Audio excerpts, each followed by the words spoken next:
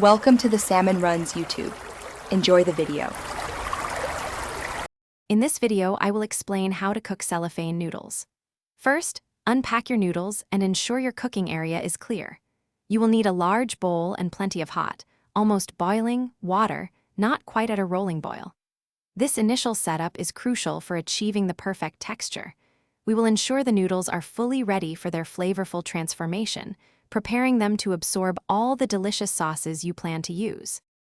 Place the dried noodles into your large bowl, then pour the hot water over them, ensuring they are fully submerged.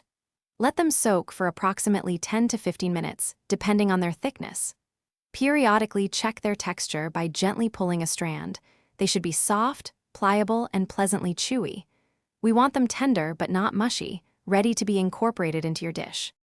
Once the noodles are perfectly tender, immediately drain them in a colander.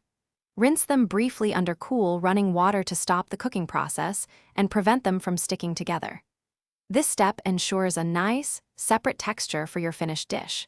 If the strands are too long, you can easily cut them into shorter, more manageable lengths using kitchen shears, making them easier to eat. Now your perfectly prepared cellophane noodles are ready for action. Incorporate them into savory stir-fries, wrap them in fresh spring rolls, or toss them into vibrant cold salads. They are incredibly versatile, absorbing all the delicious flavors of your sauces and other ingredients.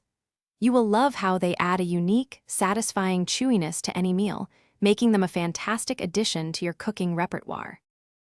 Thanks for watching. Consider subscribing if we helped you.